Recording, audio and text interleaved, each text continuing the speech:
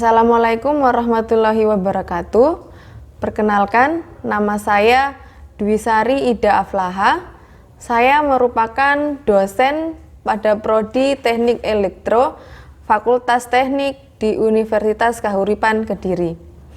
Pada tahun ini, saya merupakan salah satu peserta sertifikasi dosen tahun 2021. Di sini saya akan menjelaskan mengenai proses pembelajaran yang telah saya lakukan selama menjadi dosen di Prodi Teknik Elektro Universitas Kahuripan Kediri. Sesuai dengan bidang keilmuan saya, di mana pada jenjang S1 saya merupakan sarjana pendidikan fisika dan magister pendidikan sains pada jenjang S2, maka mata kuliah yang saya ampu masih berkaitan dengan bidang keilmuan tersebut. Untuk mata kuliah utama saya, di sini saya mengampu mata kuliah Fisika 1 dan mata kuliah Fisika 2 pada Prodi Teknik Elektro. Selain di Teknik Elektro, saya juga mengampu mata kuliah Fisika pada Prodi Teknik Sipil. Di samping mata kuliah utama, saya juga mengampu beberapa mata kuliah lain seperti elektronika dan elektromagnetika di semester 3, rangkaian elektrik 1 pada semester 2, dan fisika modern di semester 4 pada Prodi Teknik Elektro.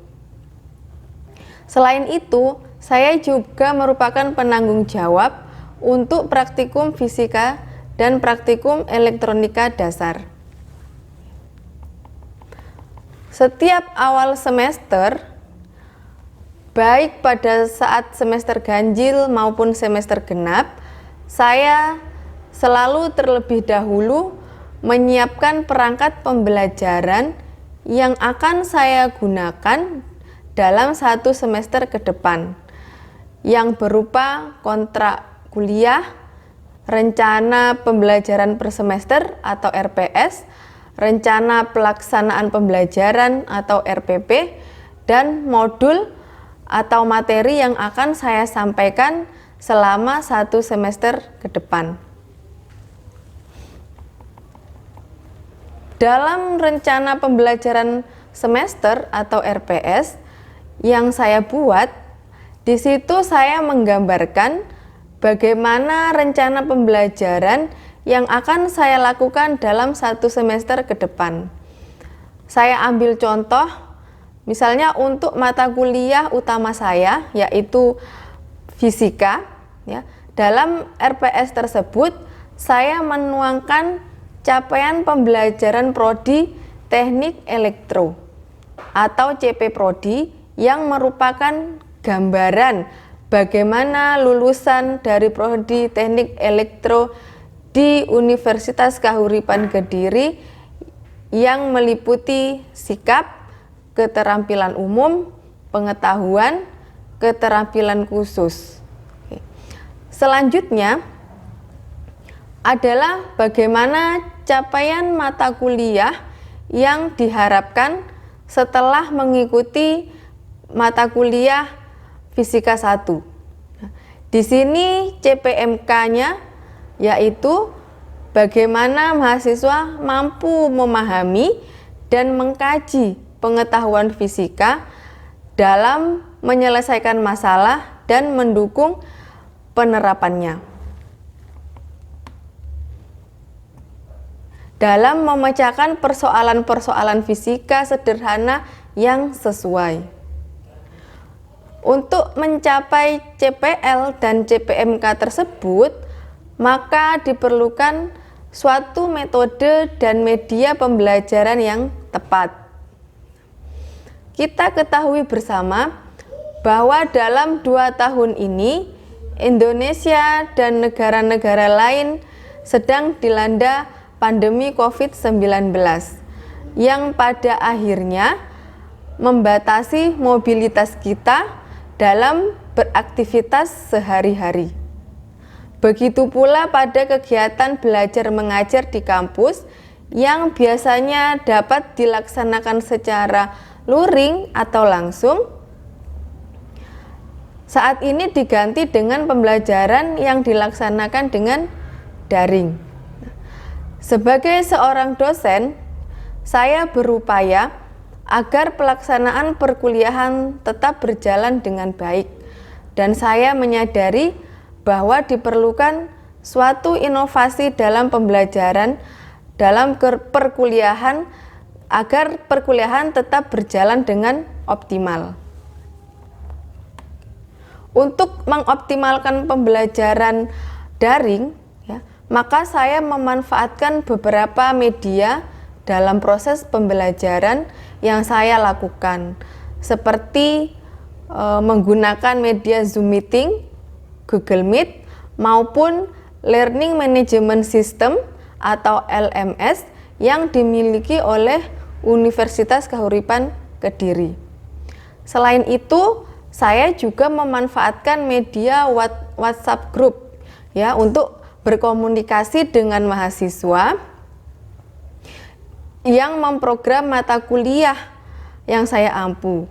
Misalnya, pada saat saya tidak dapat mengisi perkuliahan sesuai dengan jadwal, maka saya akan menginformasikan pada mahasiswa melalui WhatsApp Group tersebut. Zoom Meeting dan Google Meet yang saya manfaatkan dalam proses perkuliahan atau tatap maya dengan mahasiswa. Kemudian untuk materi atau bahan ajar ini akan saya upload pada LMS Universitas Kahuripan Kediri, sehingga mahasiswa dapat mendownload materi setiap tatap muka yang telah dilaksanakan. Selain itu, saya juga mengupload soal ataupun kuis pada LMS Universitas, serta membuat folder khusus untuk pengumpulan tugas maupun kuis tersebut, sehingga sudah saya setting bagaimana deadline atau batas pengumpulannya, dengan harapan bahwa mahasiswa dapat dengan mudah mengakses semua materi yang telah disampaikan dan dapat mengerjakan tugas sesuai dengan batas waktu yang telah disepakati. Setiap awal pembelajaran, saya selalu berupaya memberikan motivasi dan semangat kepada mahasiswa agar senantiasa termotivasi dan tidak jenuh dalam mengikuti perkuliahan, berani mencoba hal-hal baru yang positif dan membawa dampak yang baik bagi mahasiswa itu sendiri secara pribadi maupun untuk lingkungan di sekitarnya. Selain itu, saya juga selalu memberikan kesempatan kepada mahasiswa untuk bertanya materi sebelumnya, sebelum saya mulai menjelaskan materi berikutnya atau pada pertemuan tersebut. Begitu pula di sela-sela saya menjelaskan materi dan di akhir perkuliahan, saya selalu memberi kesempatan untuk bertanya kepada mahasiswa. Hal ini saya lakukan agar mahasiswa lebih berani dalam bertanya maupun mengungkapkan pendapatnya. Untuk menunjang kegiatan pembelajaran, saya juga membuat modul penuntun untuk praktikum Fisika 1 dan praktikum Elektronika Dasar. Dalam pembuatan modul tersebut, saya dibantu oleh Bapak Yopi Arianto yang merupakan dosen Prodi Teknik Informatika sebagai editornya, untuk menghasilkan penuntun praktikum yang lebih ringkas dan mudah dipahami. Karena masih terbatasnya laboratorium yang mumpuni di universitas kami, sehingga pada mata kuliah praktikum Fisika Dasar dan Elektronika Dasar, saya menggunakan lab virtual. Lab virtual di sini yang dimaksud adalah laboratorium virtual yang merupakan suatu software komputer yang memiliki kemampuan untuk melakukan modeling peralatan komputer secara matematis yang disajikan dalam sebuah simulasi. Selain itu, dari Prodi Teknik Elektro sendiri dan Fakultas Teknik dan melakukan MOU dengan Universitas Islam Kadiri atau UNISKA dalam penggunaan laboratorium di kampus tersebut, sehingga mahasiswa tetap dapat melakukan praktikum baik secara langsung maupun secara tidak langsung, dengan harapan mahasiswa akan memiliki pengalaman belajar yang lebih baik dan tidak monoton karena dapat merasakan atmosfer atau suasana belajar di tempat yang berbeda. Selain membuat modul penuntun untuk praktikum fisika 1 dan elektronika dasar, saya juga membuat modul pembelajaran elektronika.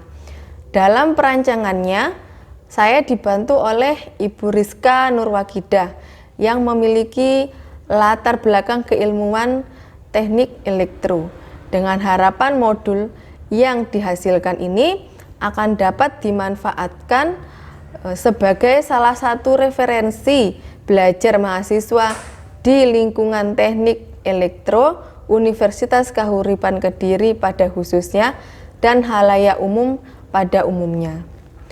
Demikian penjelasan saya pada proses pengajaran dan pembelajaran yang telah saya laksanakan selama menjadi dosen di Universitas Kahuripan Kediri. Saya menyadari masih banyak hal yang harus dibenahi dalam proses pembelajaran yang saya laksanakan.